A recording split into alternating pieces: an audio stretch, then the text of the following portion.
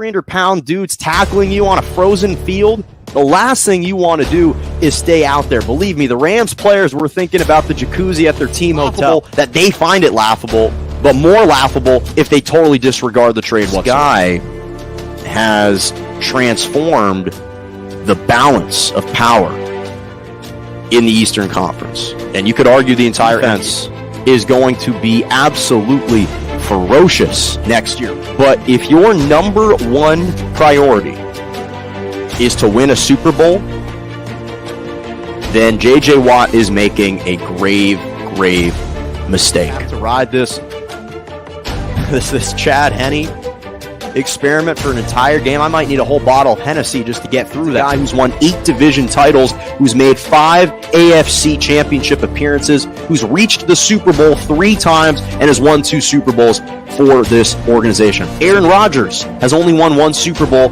with Green Bay. Drew Brees has only won 1 Super Bowl with New Orleans. There's only 13 quarterbacks in NFL history that have won multiple Super Bowls, and Big Ben is one of those individuals.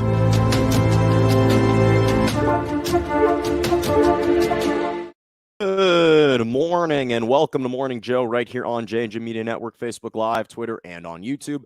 I'm Jonah Malkin with you every single Monday and Wednesday morning, 11 a.m. to 12 p.m. Eastern Standard Time, 10 to 11 Central, and 8 to 9 a.m. Pacific. Glad you could join me on a Wednesday morning. A lot of great stuff to talk about with regard to the Atlanta Braves winning their first World Series title since 1995. I'm going to touch on that. Some interesting reveals in the college football playoff rankings. I'm going to dissect what that means, especially for some of the teams on the outside looking in. But unfortunately, we have to start with some shocking revelations that took place in the NFL yesterday with regard to former Las Vegas wide receiver Henry Ruggs, who was involved in a fatal car crash yesterday morning, and the Las Vegas Raiders just released him from the team. So the wide receiver, Henry Ruggs, was involved in a fatal car crash. Who is likely to be charged with a DUI that resulted in the death of a female early yesterday morning in Las Vegas. The Raiders just officially released him, given the fact that it looks like he's going to be facing several felony charges against him. And this was just a shocking revelation, and almost an appalling revelation to hear this type of story yesterday. His attorneys came out and said yesterday, on behalf of our client Henry Ruggs, we're conducting our own investigation and ask that everyone reserve the judgment until all the facts are gathered. So for some context, because I had to do some research on this, in California, the penalty for gross vehicular manslaughter, which is involuntarily while intoxicated, typically ranges between 4 to 6 to 10 years. In the state of Nevada, you're prohibited from probation if you're convicted of a DUI charge that's causing a death. So gross vehicular manslaughter in the state of Nevada ranges somewhere between 2 to 20 years in a jail or a state prison. Let me first just say how horrific of an accident this is, and how truly saddened and how tragic this is for all the parties involved, but especially the family of the deceased woman. Sending my thoughts and prayers out to her. I'm sure her family is absolutely distraught right now and this morning. And to be honest, I am glad and relieved that Henry Ruggs III himself wasn't severely injured, and that he, God forbid, wasn't killed, because it goes without saying that life is more important. And so I'm glad to hear that. But this tragedy and this horrific accident is something that is going to live with Henry Ruggs for the rest of his life. It's going to haunt him for the rest of his life. And when I heard this story, I was heartbroken for a number of reasons. First and foremost, for the family involved. And then, to be honest, I was heartbroken at the opportunity that was wasted away right now by Henry Ruggs because his football career is over, or at least likely very over. His freedom has been stripped from him, and he's brought ignominy onto his name, onto his family name. Now his legacy is tarnished, and the real shame of this all is here you have a young 22-year-old NFL player whose career was just starting to blossom with the Las Vegas Raiders. He had a team high 469 receiving yards this year, 2 touchdowns, 24 receptions. Those total yards in 7 games this year surpassed his total output from his rookie season. The 2 touchdowns were the same as his rookie season. And you've got a young man in the prime of his life, in the prime of his career, who's committing the most egregious mistake possible. And the shame is that this was extremely avoidable. It further elucidates and highlights the importance of not drinking while you're driving. And this is a stark and sober reminder that your actions can have grave consequences. The Las Vegas Raiders didn't even wait to hear any more reports out of this investigation. They took the action. They were proactive, and they said we have to cut him. It's as simple as that.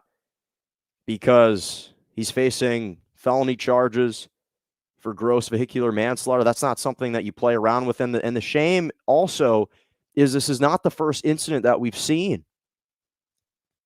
Dante Stallworth was a perfect example of that. Dwayne Goodrich, Leonard Little, 3 previous NFL players that were convicted of gross vehicular manslaughter. Now, Dante Stallworth, to his credit, has been trying to turn around his life for the better. But this isn't the first incident, and hopefully this is a chilling lesson for other current NFL players, up-and-coming prospects, college players. Heed this warning from Henry Ruggs. This is a kid who was just drafted out of Alabama in 2020. It's a second year in the league.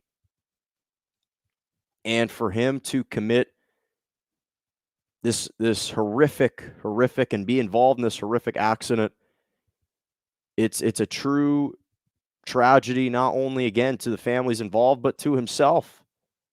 Because this embarrassment and humiliation is going to live with him forever. It's going to eat at him forever. And I think that it always, whenever I hear stories about this, I always have to take a second and be appreciative of the fact that I'm healthy and that I'm living. Because living is a privilege, and life is so ephemeral. It's fickle. It's transient. One day you have it. One day it's taken away from you. And it's a privilege to be a professional athlete. It's a privilege to be an NFL player. It's a privilege to be paid millions of dollars to play professional sports. And you just can't squander it. You just can't blow it. You just can't waste that blessing that you've been given, that 1 in a million chance that you've been given. All the hard work for Henry Ruggs to be in this position, and now to let it fritter away. I'm just saddened. I'm heartbroken to hear this story. I'm disappointed in him and his decision making. It was a dumb decision that I'm sure he immediately regrets already, that he will be regretting for the rest of his life. And this was just devastating news to hear. It was absolutely devastating news to hear. The NFL, of course, has kind of been known to be the not for long league, but typically it's not for long for different reasons. And this was just, again, such a devastating story to hear for all parties involved. And it's no surprise that the Raiders released him. There's nothing you can do. And the turmoil that they've had to deal with the John Gruden saga, and now they're losing Henry Ruggs. This is a Raiders team that was on the verge of potentially reaching the postseason. They're 5-2, and their best deep threat, perhaps their second best receiver, is now done for the foreseeable future, if not forever, in the National Football League. And again, it's just a stark reminder of how privileged we are, and to not blow it. Don't squander those opportunities. Don't drink and drive. Just a shame for all parties involved. All parties involved. So, apologies. Didn't want to have to start with that story, but it was just groundbreaking. Groundbreaking news, and something that I just felt the need to address. Something else that I felt like I need to address. All of a sudden, Ben Simmons is back in the news again because he has reportedly been refusing to meet with the Philadelphia 76ers doctors to discuss his mental readiness. Apparently, there is growing frustration. The frustration is mounting within the 76ers organization that Ben Simmons isn't willing to meet with their team doctors to discuss his mental readiness. Now, obviously, we know that Ben Simmons had approached the team and addressed the entire team, the entire organization prior to the start of the season, saying that he was unable mentally to play as of right now. And so that's the context that we have. So the 76ers, to their credit, wanted to give him some space. I don't want to be too callous here, or insensitive, or dismissive, or disrespectful in my remarks in any way. I'm not trying to question the validity of Ben Simmons' mental health, because my mom's a psychotherapist. I understand how prevalent these issues are, mental health issues are, as it relates to athletes, are in today's society. We obviously have seen Kevin Love and Simone Biles most recently, Naomi Osaka, even Calvin Ridley just stepped away from the Falcons last week, he announced. So mental health struggles are a very prevalent issue right now when it comes to athletes battling their depression, personal anxieties. I don't want to discount the importance of addressing those for people, those struggles for people. But I was always a little bit leery of Ben Simmons when he made this claim that that's why he needed to step away from the team. I was always skeptical because of how convenient it seems. I understand the emotional toll, the mental toll that it takes to withstand all the criticism and all the accusations and all the blame being directed at Ben Simmons. I know he's getting crushed by the media and the fans and his teammates. I understand that can take a mental toll. But with that being said, and I want to give him the benefit of the doubt, I really do. But with that being said, to me, this just feels like a machination. This feels like a ploy to not only avoid facing the punitive sanctions being enforced by the NBA, but also to avoid having to be a part of the Philadelphia 76ers and to avoid being a deliberate malcontent around his teammates. He has made his position clear. He does not want to be a part of the Philadelphia 76ers. This was the one legitimate way to buy himself some paid time off, to perhaps allay some of the bitterness and the acrimony that maybe the fans, his teammates, the media all have been feeling towards him. This is to avoid all that.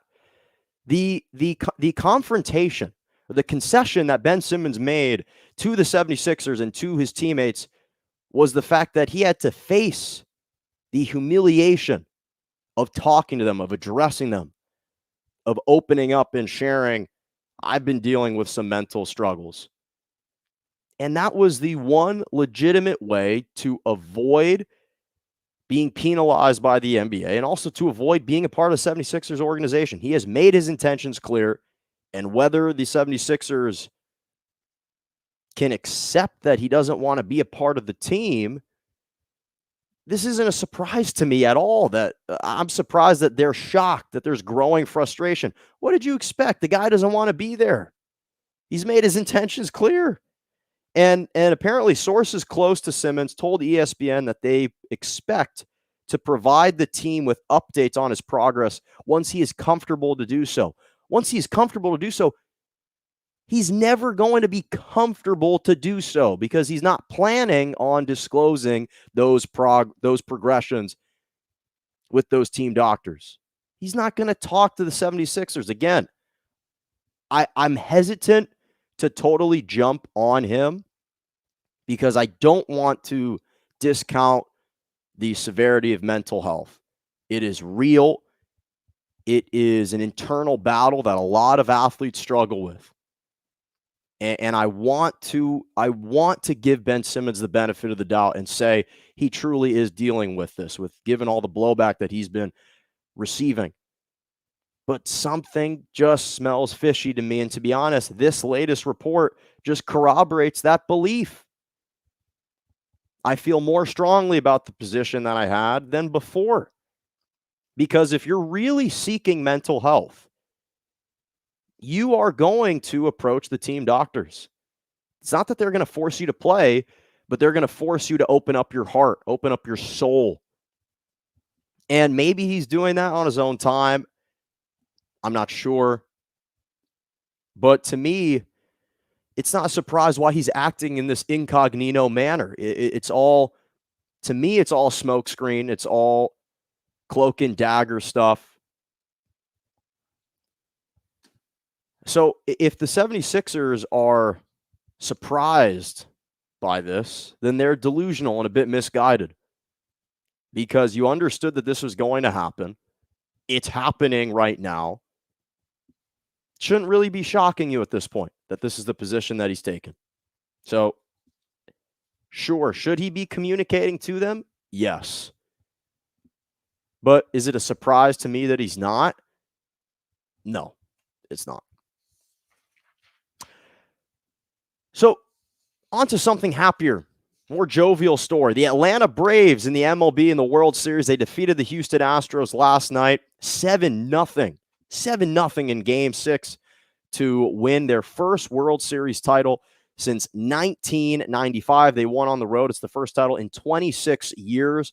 The Braves now have 4 World Series titles. And as I mentioned a couple weeks ago, what's been so impressive about this organization is the fact that they were the first team in MLB history to win 3 titles that originated in 3 different cities. So 1914, they were the Boston Braves. 1957, they were the Milwaukee Braves. And then in 1995, and obviously right now in 2021, they are the Atlanta Braves.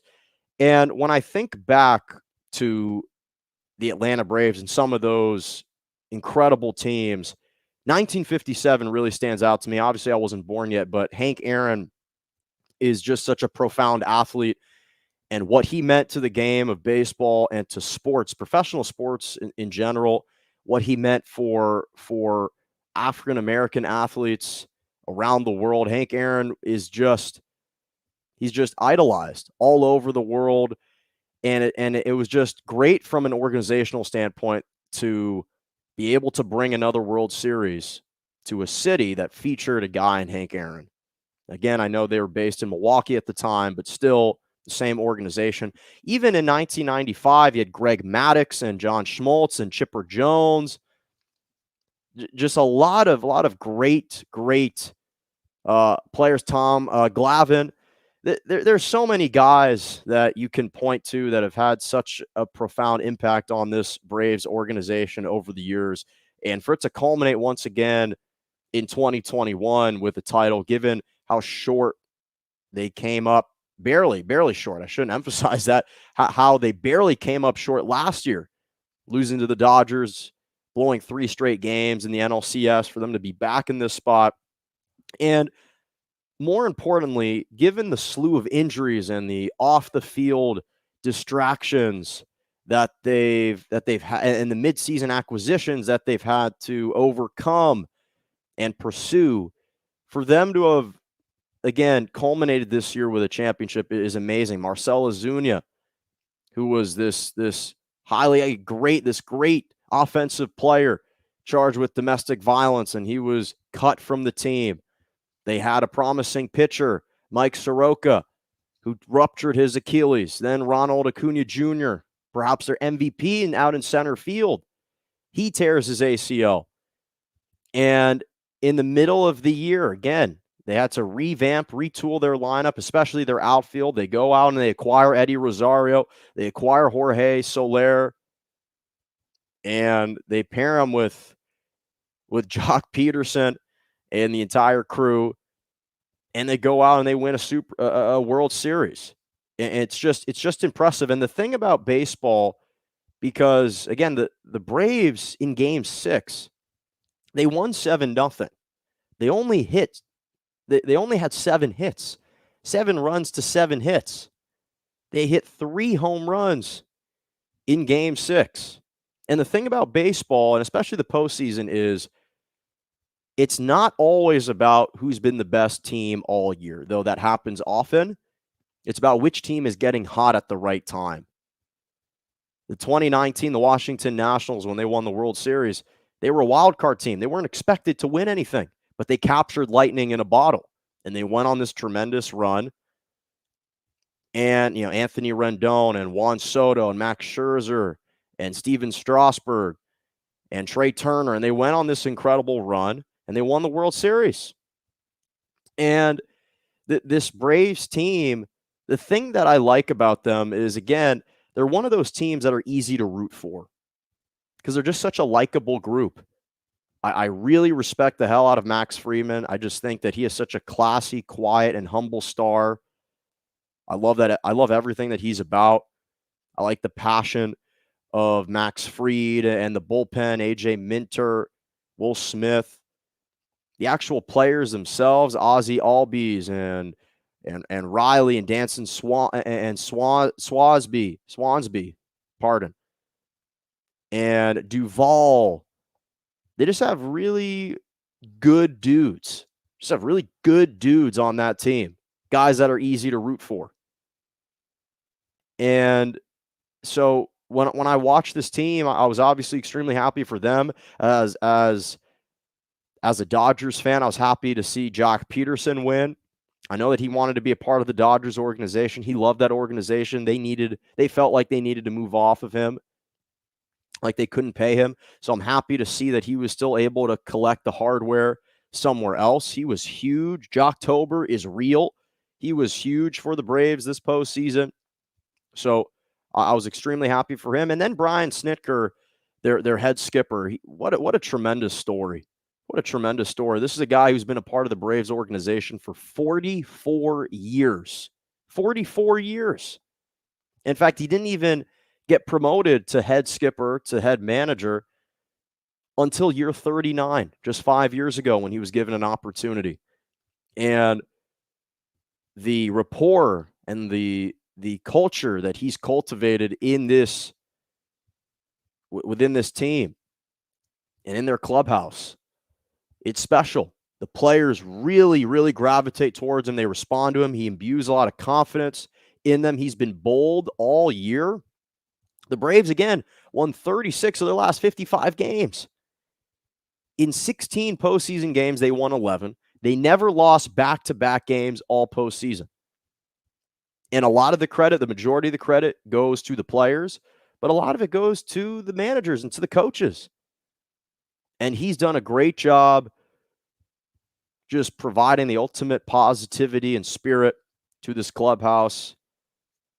They always responded when they got blown out in a postseason game, which rarely happened. We saw that happen in Game 5, where they blew a 4-0 lead, then a 5-4 lead, and they come back on the road. And I said, if the Atlanta Braves were going to win this World Series, they had to do it in Game 6.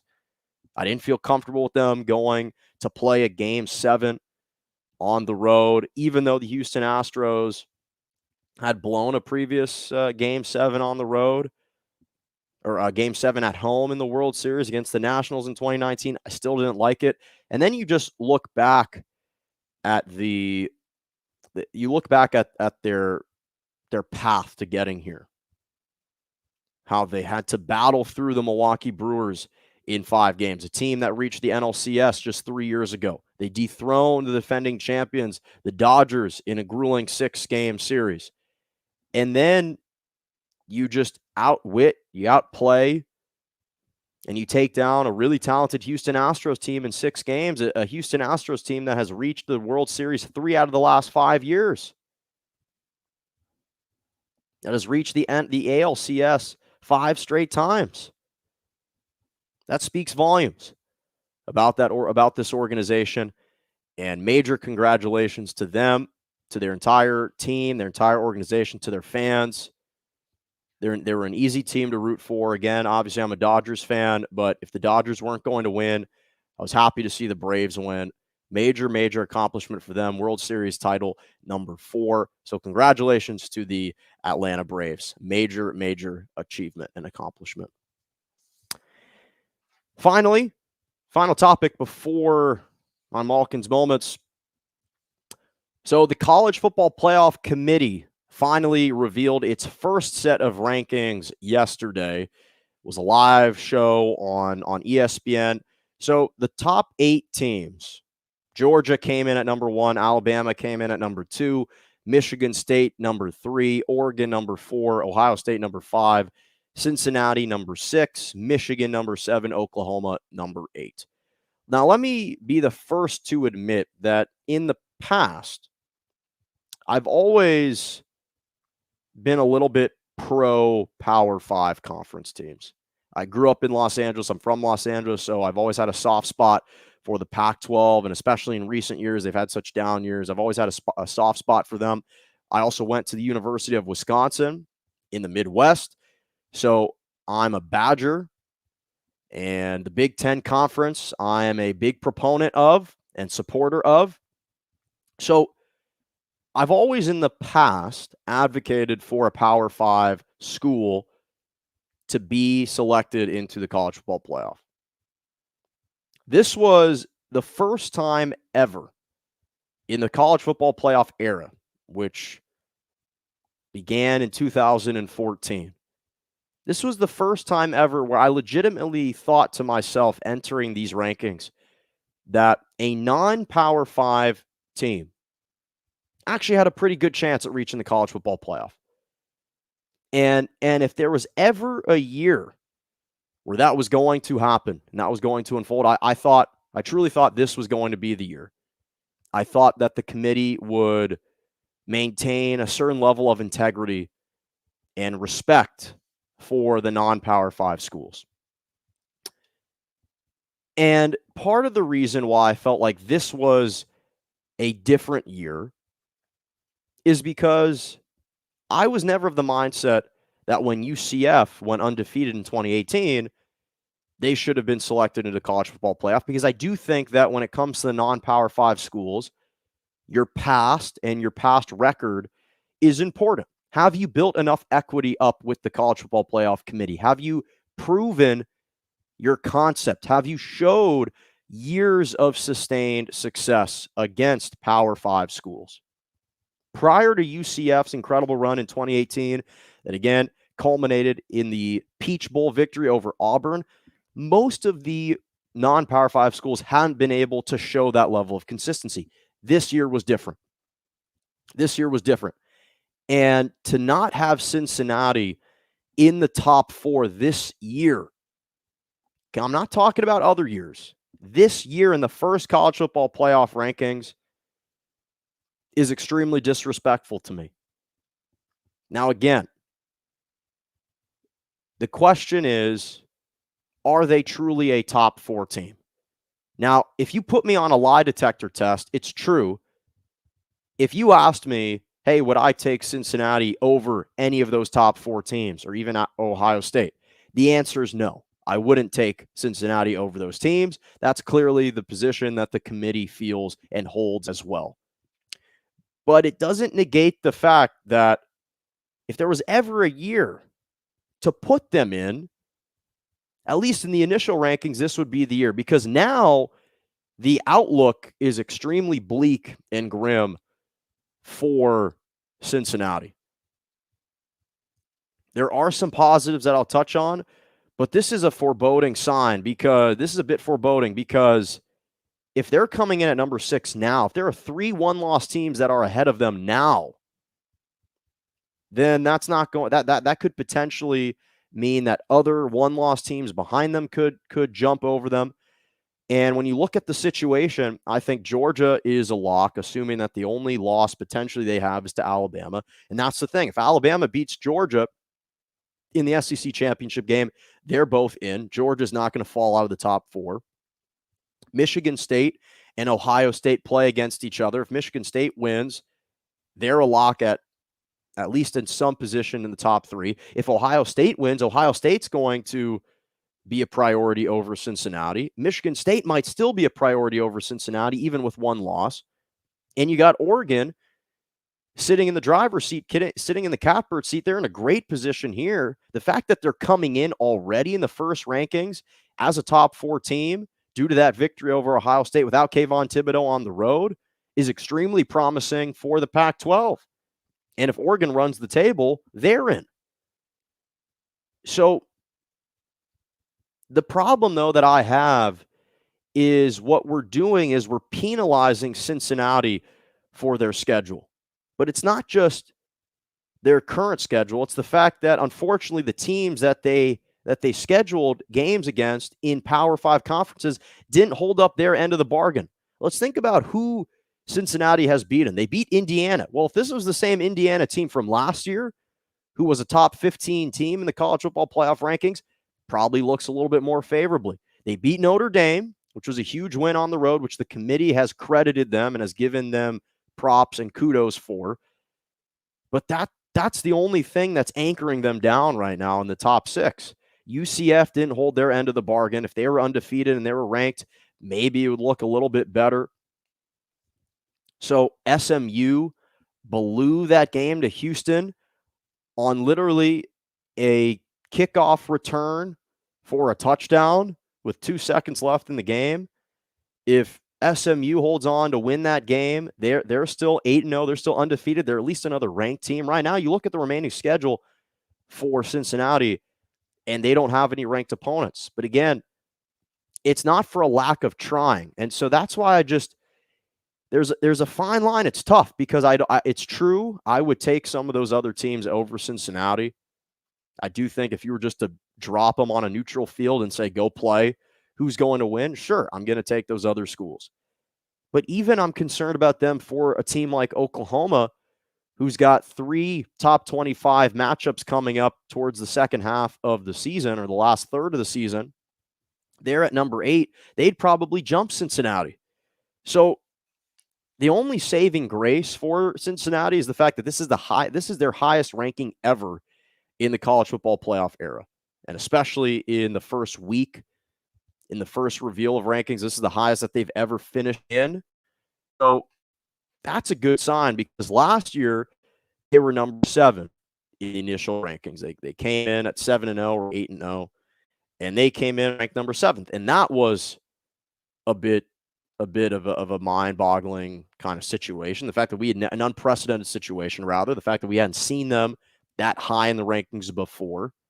So there are some positive signs for Cincinnati, given the fact that they're ranked number 6 in the first week.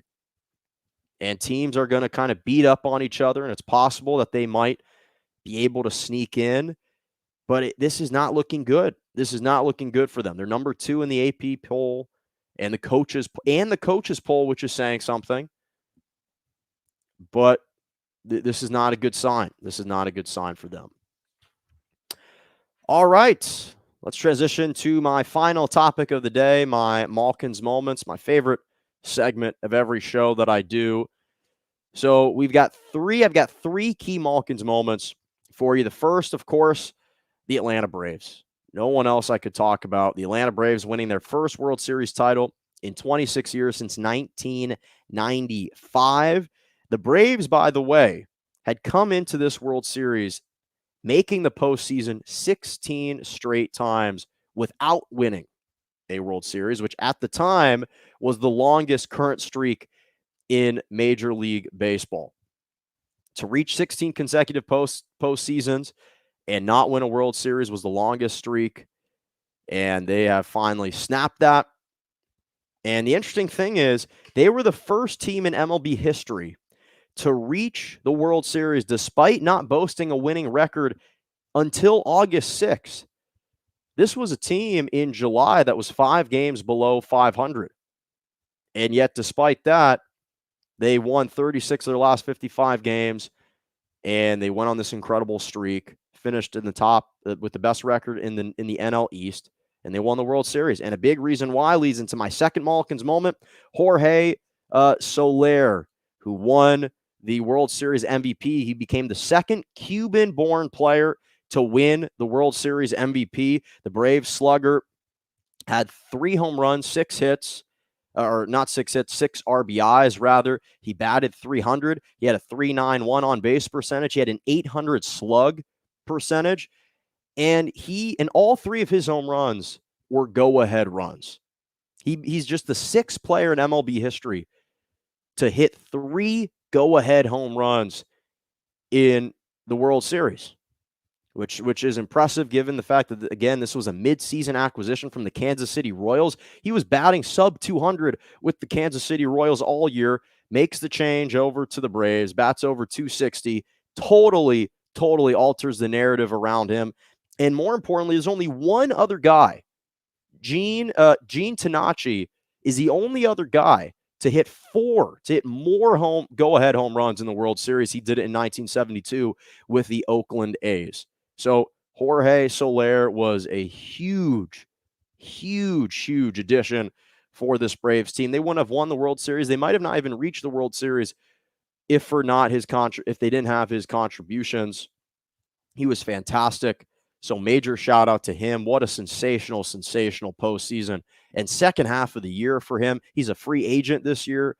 The market is going to be wide open for him.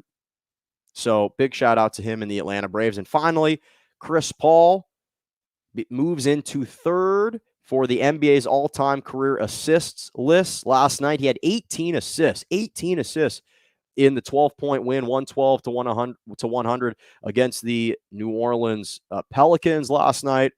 He now has 10,346 career assists. He just passed Steve Nash and Mark Jackson for sole possession of 3rd place. Now he's only trailing Jason Kidd, who's got 12,901. Not sure if he can catch him. And John Stockton with 15,806 assists. Again, not sure if he can catch those 2 guys. But just a tremendous accomplishment for a guy who's been in the league now for so long, 36 years old. And it's only fitting that he would achieve this milestone against the very team that drafted him.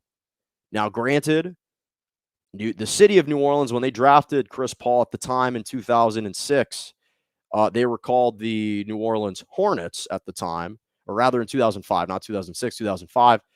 They were the New Orleans Hornets at the time. Obviously, now they are the New Orleans Pelicans. But again, earlier this year, he became the first player in NBA history with 20,000 points and 10,000 assists. So he's just been a model of consistency. He's continuing to play at a high level. The Phoenix Suns are still looking good. And right now, he's been averaging for his career 9.4 assists, which is per game, which is 4th all-time behind Oscar Robertson, John Stockton, and Magic Johnson. So what a phenomenal career for Chris Paul. He's still continuing to climb that ladder when it comes to the assists. Has always been one of the best floor generals and facilitators in the game of basketball. Major shout out to him. Ending a couple minutes early today, but thank you so much for joining me again.